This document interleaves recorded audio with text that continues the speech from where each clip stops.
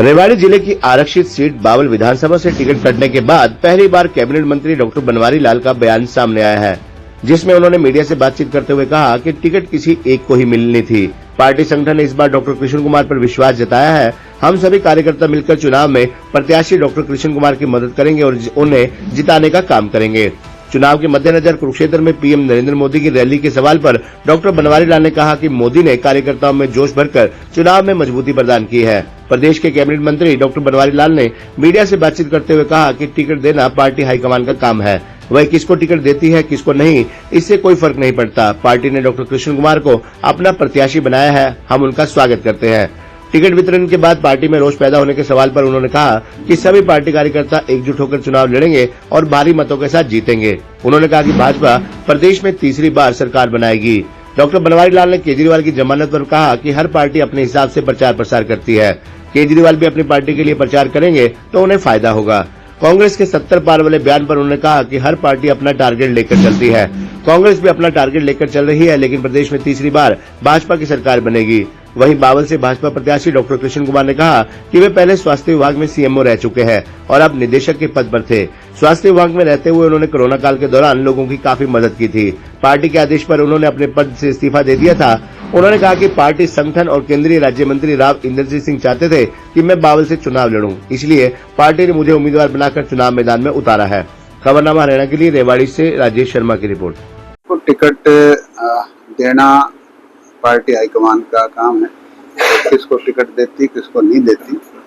लेकिन डॉक्टर कृष्ण कुमार को भारतीय जनता पार्टी ने बावल विधानसभा से उम्मीदवार बनाया है और जो पार्टी ने फैसला लिया उसके साथ हैं हम।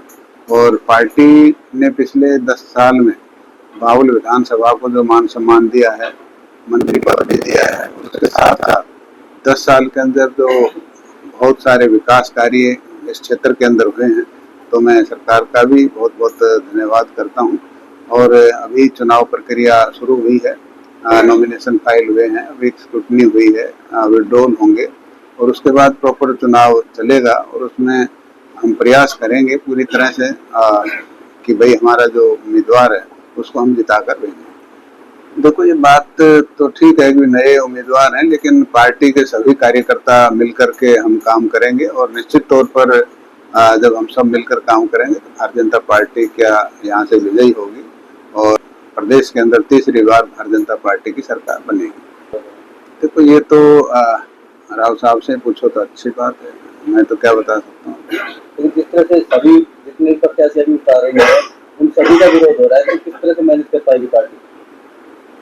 देखो, चुनाव में राजनीतिक आदमी होता है तो उसकी लोग अच्छाइयाँ भी होती हैं, बुराइयाँ भी होती है, तो ये चुनाव में चलता है। लेकिन जब सब मिलकर के सभी कार्यकर्ता मिलकर के काम करेंगे तो निश्चित तौर पर भारतीय जनता पार्टी के उम्मीदवार विजयी होंगे। देखो, जब वो जेल से बाहर आए हैं तो अपनी पार्टी के लिए प्रचार प्रसार करेंगे तो कुछ तो फर्क पड़ेगा, लेकिन कितना पड़ेगा इस बारे में हम नहीं कह सकते। इस बार विरोध था कि बावल विधानसभा क्षेत्र से बाहर के उम्मीदवार को टिकट ना दी जाए, बाहर के उम्मीदवार को टिकट दी गई है। कहीं ना कहीं लगता कि जनता कुछ अलग निर्णय ले सकती है। देखो, मैंने अभी कहा कि हम सब लोग मिलकर के काम करेंगे तो इसमें कोई मेरे ख्याल से कोई दिक्कत आने वाली नहीं है और भारतीय जनता पार्टी के उम्मीदवार को हम जिता के भेजेंगे। देखो, चुनाव के अंदर देश के प्रधानमंत्री और हमारे शीर्ष नेतृत्व जगह जगह पर चुनावी रैलियां करेंगे, तो आज उसी सिलसिले में कुरुक्षेत्र के अंदर माननीय प्रधानमंत्री जी नरेंद्र मोदी जी का जो आज रैली थी और उसके अंदर सभी आसपास के लोकसभा क्षेत्रों को और विधानसभा के क्षेत्रों को जो उनका मार्गदर्शन मिला और उस मार्गदर्शन में उन्होंने हर कार्यकर्ता के अंदर जोश भरने का काम किया, क्योंकि इलेक्शन के अंदर एक लोगों में जोश पैदा करना, उनको सही दिशा निर्देश देना, यही एक काम होता है और देश के प्रधानमंत्री जी ने वो किया और उससे भारतीय जनता पार्टी को निश्चित तौर पर लाभ मिलने वाला है।